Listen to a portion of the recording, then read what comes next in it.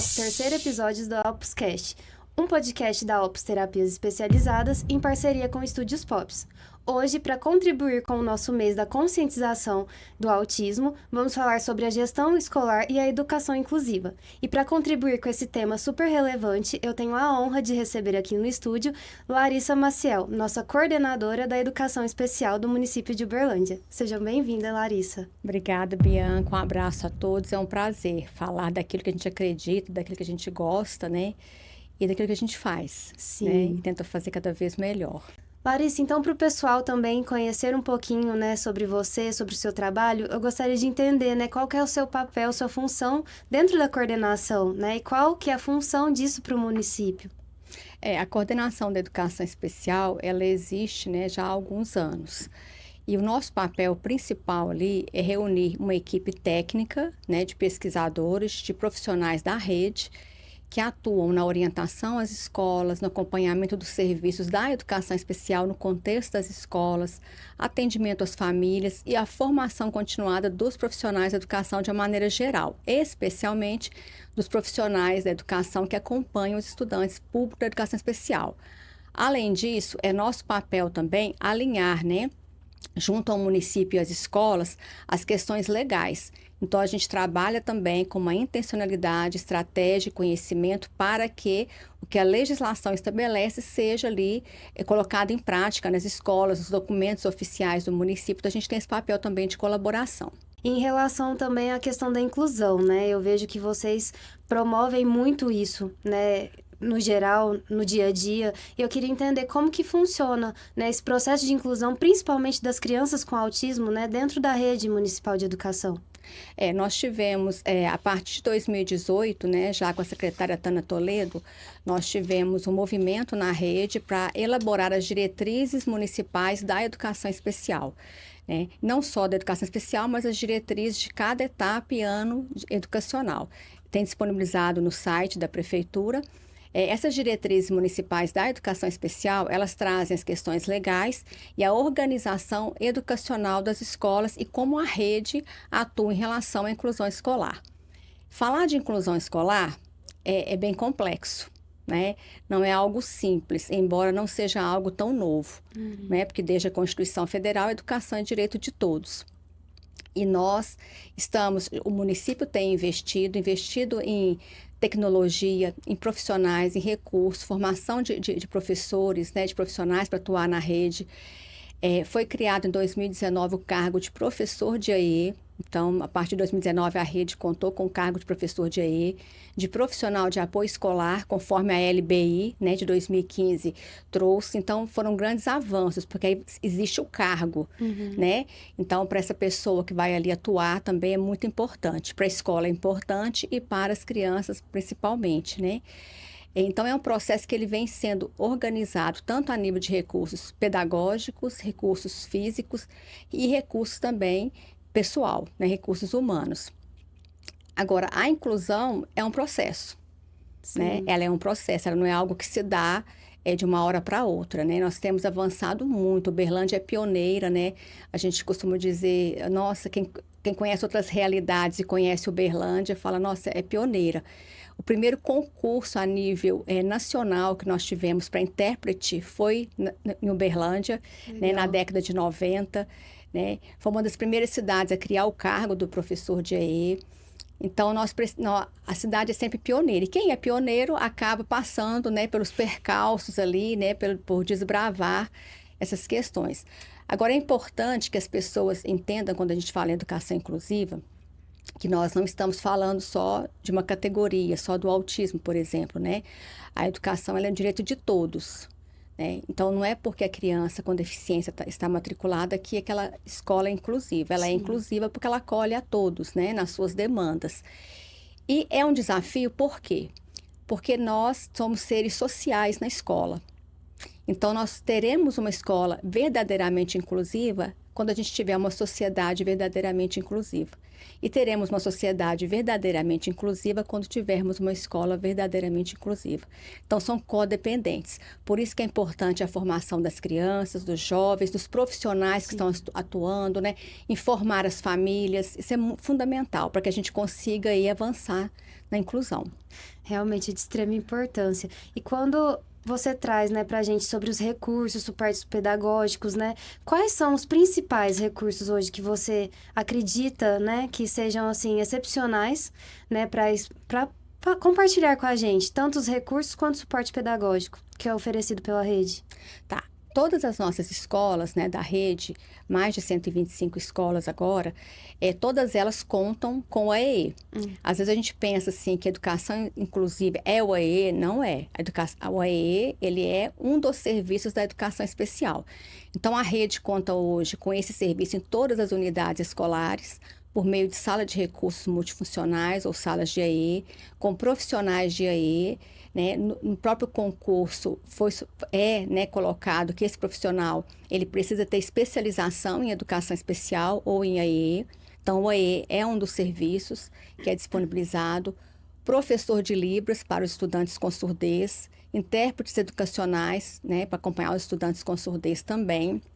Nós temos tecnologia assistiva, salas de recurso equipadas e temos o profissional de apoio escolar, né, que atua em conformidade com o que a legislação prevê.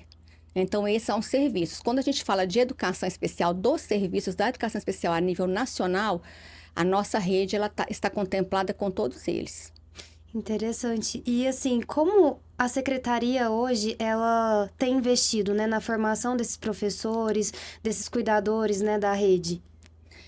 Nós temos assim, tem o plano de carreira, né? O professor, ele já tem no plano de carreira dele, independentemente da atuação dele, né? Mas na docência, ele tem no plano de carreira um dia na semana, que é destinado para estudos, né, para planejamento. Então, esse dia na semana, a gente chama na rede de módulo, né? Então, é o módulo onde esse professor vai se qualificar, vai fazer uma formação.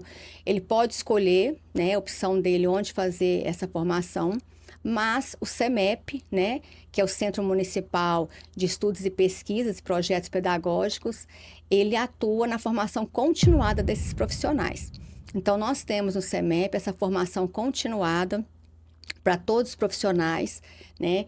Por exemplo, na segunda-feira é o módulo do professor de AE. Então, nós ofertamos a formação do professor de AE na segunda-feira, para que ele tenha a possibilidade de ir na formação.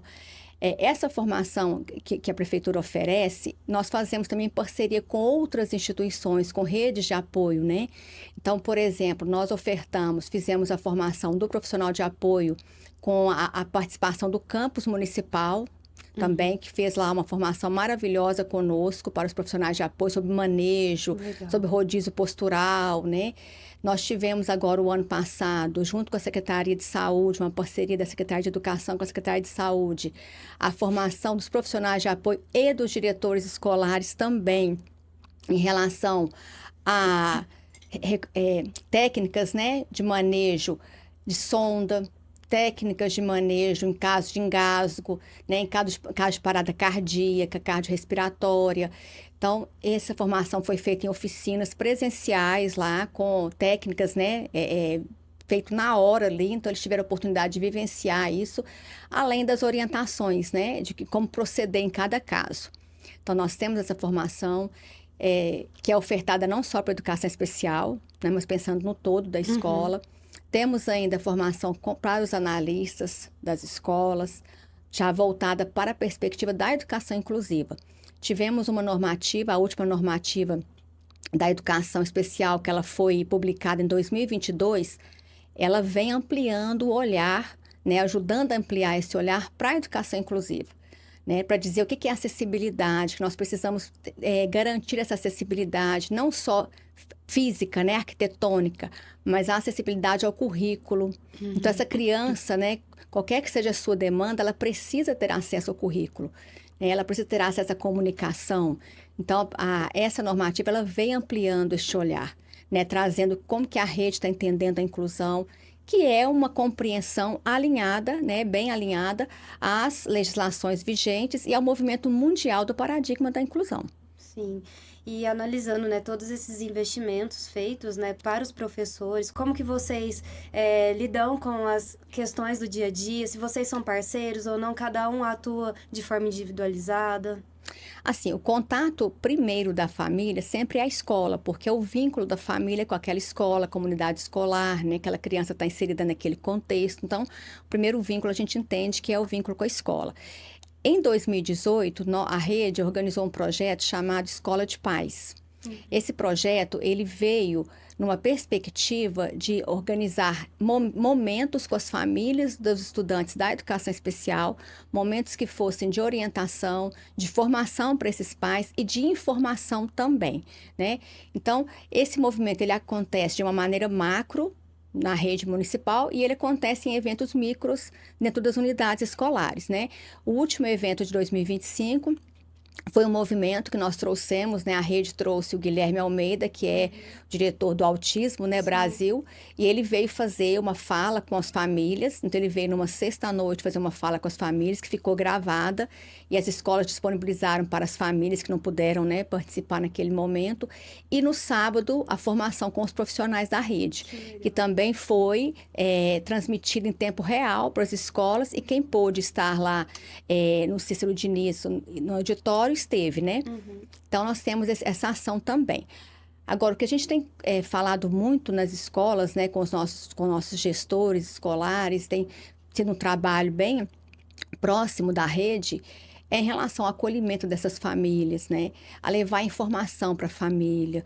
E nós trabalhamos em parceria com as escolas. Então, a gente sempre está em contato com essas famílias. As famílias nos procuram também quando tem alguma dúvida e a gente agradece por isso, porque é uma oportunidade que nós temos de esclarecer, de orientar, né? De acolher essa família. E procuram as escolas também. As escolas são um canal aberto, né? Para essas famílias. A equipe gestora está todos os dias na escola para atender a família, né? Os professores têm na carga horária deles um horário também de módulo para atender as famílias. Agora, é importante, quando a gente fala de inclusão também, que as famílias observem, né, e acompanhem e tratem com esse professor do filho, né? Porque às vezes a gente fica muito voltado para os serviços da educação especial, né? Professor de AE, profissional de apoio, e às vezes esquece que eu tenho um professor ali regente, né? Que ele é a pessoa que está ali trabalhando o dia a dia para a escolarização daquele estudante.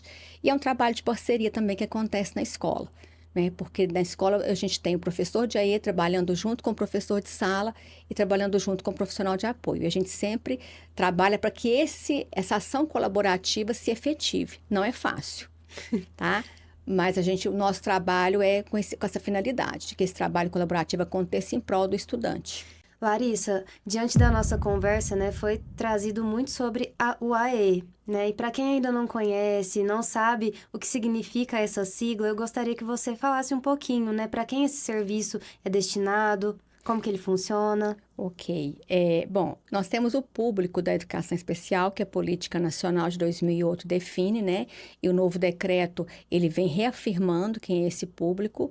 E esse público, ele necessita dos serviços da educação especial. Um desses serviços é o AE, que é o Atendimento Educacional Especializado. Esse atendimento, ele acontece de duas formas na rede municipal, né? Ele acontece via atendimento no contraturno, então a criança estuda em um turno, né? No outro turno ela vai para o atendimento no AE. E acontece via assessoramento dentro de sala de aula, quando o professor do AE vai em sala de aula acompanhar o trabalho, observar e identificar. O que é esse serviço do AE? Isso causa muita dúvida nas famílias, né, na comunidade em geral. O AE não é um reforço escolar, tá? Então, às vezes as pessoas buscam o AE pensando que ele é um reforço escolar. Não é. O papel do AE, conforme as legislações federais, é identificar as barreiras que essa criança, acontece com essa criança, que ela encontra, né, no seu contexto, eliminar e minimizar essas barreiras, complementar ou suplementar aquilo que é ofertado dentro do contexto escolar e promover a acessibilidade por meio de recursos e serviços para esse estudante. Então, esse é o trabalho do AE. Um outro serviço também que nós temos dentro da educação é o profissional de apoio escolar. que às vezes também as pessoas entendem como se fosse um professor, né? No estado, a nomenclatura é professor de apoio, eles têm a organização deles, né? No município, a nossa gestão, né? Tanto do Paulo Sérgio quanto da Tânia, optaram por usar o profissional de apoio escolar, que é a nomenclatura alinhada à LBI, né? Esse profissional de apoio escolar, ele não é o professor, ele não substitui o professor, ele não é o responsável pela escolarização do estudante.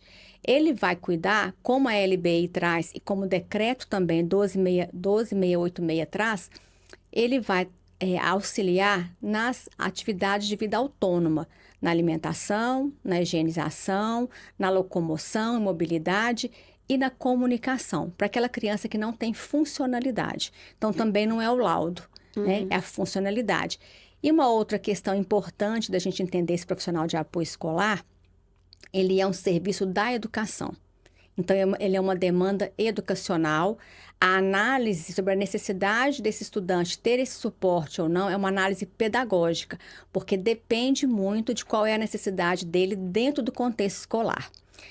Nós tivemos agora, né, nessa gestão, um novo concurso, tanto para professor de AE, para profissional de apoio, para ampliar né, a gama de profissionais aí na rede. Teve ampliação de escola, ampliação de salas de AE. Então, nós tivemos um outro concurso, tivemos um em 2019, se eu não me engano, o ano passado, ano retrasado, se eu não me engano, para esses cargos também, para atuar.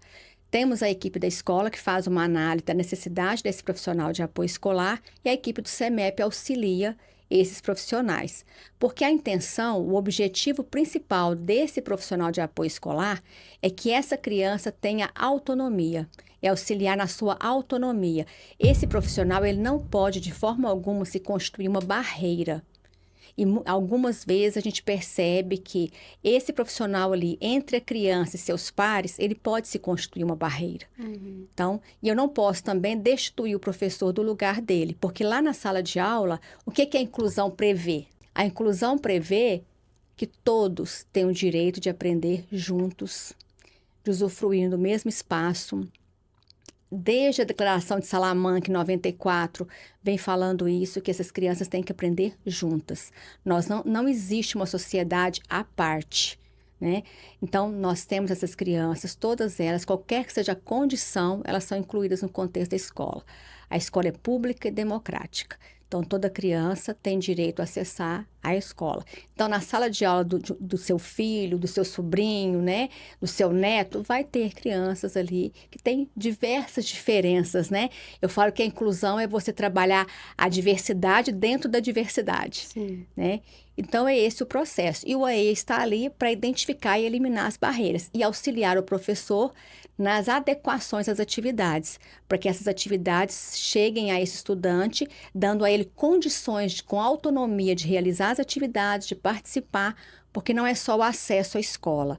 Eu preciso ter o acesso à escola, a permanência na escola, o aprendizado e a participação. E é isso que a rede acredita, é para isso que a gente trabalha todos os dias.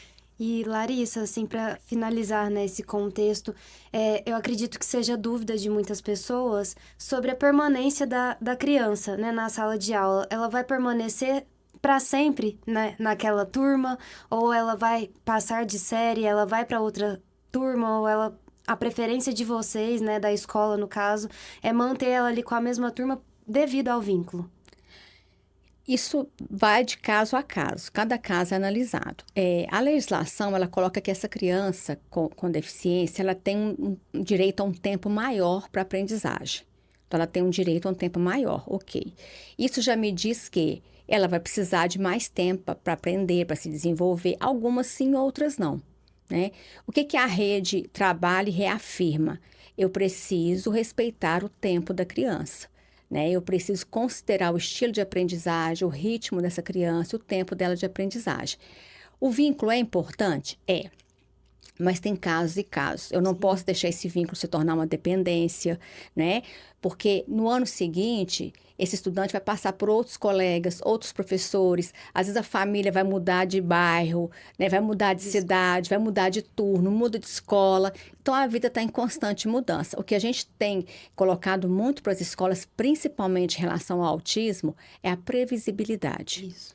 Então, essa criança ela precisa ter a previsibilidade. Ela precisa ter uma rotina estruturada. Ela precisa entender o que vai acontecer, né? Os nossos profissionais de apoio são orientados a ter uma caixa pedagógica, né, de apoio, de suporte ali, para acompanhar essa criança e para auxiliá-la naqueles momentos em que ela precisa se autorregular, né? Ela precisa se reorganizar no espaço. Agora, essa criança vai ficar na sala de aula? Depende. Eu tenho crianças que conseguem ficar na sala de aula 10 minutos, tem crianças que conseguem ficar 1 hora, tem crianças que ficam 4 horas e 25. A orientação da rede é: vamos colocar essa criança em sala sem que ela sofra o tempo que ela der conta, o tempo que for possível para ela. E tentar ampliar esse tempo a cada momento, né? E outra questão, fora de sala, ok, com intencionalidade pedagógica. Precisa ter uma função pedagógica. Então, dentro de sala ou fora de sala, eu preciso estar realizando com essa criança um trabalho pedagógico. Agora, a criança não é obrigada, a gente não vai obrigar essa criança a ficar 4 horas e 25 na sala, não.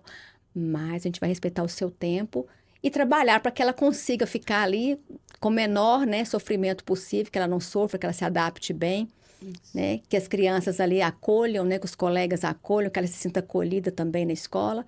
É esse o trabalho que a gente tem colocado em prática na rede e trabalhado com nossos profissionais também. Assim como na nossa área, né, da saúde, como na parte clínica, eu acredito também que há desafios, né, na parte educacional. Há desafios? Quais são esses desafios ou não? Como que você mencionaria isso para a gente? Os desafios, os principais desafios, né, que nós encontramos hoje em dia, primeiro são as barreiras atitudinais. Né? Nós não somos assim uma sociedade, não estou falando da cidade de Uberlândia, mas uma sociedade ainda que consegue incluir, né? Nós somos um país jovem, com N demandas, N características, né? Mas nós estamos no processo, né, de inclusão. Então, o primeiro desafio são as barreiras atitudinais, acreditar no potencial. Né? O laudo ele não define quem é a pessoa. Eu não posso esquecer de olhar para essa criança, entender que ela é uma criança de 5 anos com autismo, Sim. mas ela é uma criança de 5 anos, né? Ele é um adolescente de 16 anos com cegueira, mas ele é um adolescente de 16 anos. Eu não posso tirar essa criança da sua condição humana, desenvolvimento humano. Então, é a primeira questão. Então, nós precisamos começar a olhar para além do diagnóstico, Sim. né? Olhar para a pessoa, porque é aquela criança que vai me ensinar do que ela precisa, do que eu trabalho, como trabalhar com ela, é ela que vai me ensinar. Eu costumo dizer que eu comecei a pesquisar a educação especial em 1994. E a minha pesquisa é toda voltada para a deficiência intelectual. Mas sempre foram as crianças que me ensinaram do que elas precisavam. Né? E há um equívoco muito interessante na educação, principalmente, é que às vezes as pessoas pensam assim, até as famílias ficam inseguras muitas vezes, eu não tiro a razão delas, né? Será que o professor está preparado? A escola está preparada, né? Então, isso é muito complexo na educação, porque quando eu trabalho com educação, eu trabalho com desenvolvimento humano, e o ser humano nunca está pronto. Exato. Ele está em construção. Sim. Então, se eu pensar que existe um profissional preparado, é porque ele parou ali. Ele não vai avançar mais. E isso não é uma verdade na educação. Na educação, nós estamos sempre nos reinventando, né? Sempre nós estamos nos desenvolvendo e aprendendo, porque a geração muda, a sociedade muda e a educação vai mudando com ela. Isso. Né? Então, os maiores desafios são esses. A expectativa de que a educação esteja pronta. E esse pronto não existe, né, para nenhum ser humano, porque nenhum de nós está pronto. E esse olhar que nós ainda temos voltado para o laudo, esquecendo que ali eu tenho um ser humano, eu tenho uma criança. Sim. É muito importante essa fala, né? Que a gente tem que olhar para o ser humano além do diagnóstico, né? E diante disso, a gente tem observado, principalmente nas redes sociais, muitas questões proporcionadas, né, pelo município, em avanços como recursos, né, o suporte pedagógico, tanto na área da educação quanto da saúde. E então, assim, para vocês da rede, né, como coordenadora, quais os avanços, né, que o município tem trazido para Uberlândia em relação, né, à parte da educação inclusiva, à assistência da pessoa com deficiência ou algum outro diagnóstico? É até difícil eu mensurar isso, porque como eu venho de outra cidade, né, eu não sou de Uberlândia, eu sou assim, eu fico extasiada, fantástico como que Uberlândia desafia, né? Uhum. Uberlândia é crescente, né? Quando eu te falei das diretrizes, por exemplo, as diretrizes que a rede municipal elaborou, que os profissionais das escolas, né, no grupo de trabalho, elaboraram, que estão disponibilizadas na rede digital, ele serve de estudo para muitas faculdades, ele serve de norte para muitos municípios, né? Uberlândia, ela sempre foi polo de formação de outros municípios, né? Sim. Municípios vizinhos. Então, a gente recebe municípios vizinhos que vêm para cá, né? Vêm conhecer. E a educação especial, nessa perspectiva que a rede organiza, também é foco, né, dessa atenção. Então, nós ganhamos o selo, né, do autismo, pelo Autismo Brasil. As cidades, né, vizinhas vêm para conhecer o trabalho que Uberlândia tem realizado, e a gente participa, né, de formações continuadas em outros estados, em outras localidades, e a gente percebe o quanto que Uberlândia avançou. E não é fácil esse avanço também, né? Porque não se trata só de um investimento financeiro, não se trata só de um investimento de recursos, se trata de uma mudança de cultura, né? Sim. Então, Uberlândia avança muito nessas questões de investimento na educação especial. Uberlândia, nenhuma das escolas não deixa de ter os serviços, né? Sim. Então, nós temos esse serviço em todas as escolas, nós temos a formação para esse professor, nós temos um espaço para a formação desse professor. A gente fala muito com os professores, né? Uberlândia é uma das poucas cidades do país que tem um espaço para a formação continuada do professor, Nossa, isso é né? um avanço Isso é um mesmo. avanço. Então, a gente tem esse espaço, né? E as pessoas que estão ali, a gente tem parcerias com as universidades, com centros de apoio, como eu te disse, né? O CRT, o campus, são nossos apoios também na formação. Então, ele tem esse espaço. E, além disso, o professor, ele tem na carga horária dele um tempo, né? Um dia ali que ele pode se dedicar a essa formação. Tudo isso é avanço. Sim. Mas a educação inclusiva demanda ainda uma mudança cultural, uma mudança de cultura, de perspectiva que a rede vem trabalhando. Quando você pega as normativas que a rede organizou, que estão alinhadas, né, às legislações nacionais e as diretrizes também, você compreende qual é o caminho, qual é o percurso, né, que nós estamos ali dando para a educação inclusiva no município. Mas é uma questão que demanda a ação de cada um, Sim. né? Eu costumo dizer que não existe um pó de pirlim-pim-pim na porta da escola, né? Que quando eu atravesso a porta da escola, o pó de pirlim-pim-pim derramado sobre mim, eu me torno inclusiva, Exato. né? E quando eu saio da escola, o pó de pirlim-pim-pim sai de mim, eu me torno excludente. Então, quando a gente fala de inclusão, é muito importante que a gente se faça essa pergunta: o quanto eu sou inclusiva? Sim.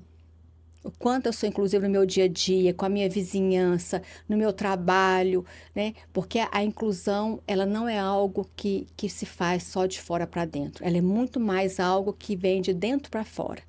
Eu posso ter os melhores recursos, a melhor formação, que eu preciso que esse ser humano esteja disponível. Exato.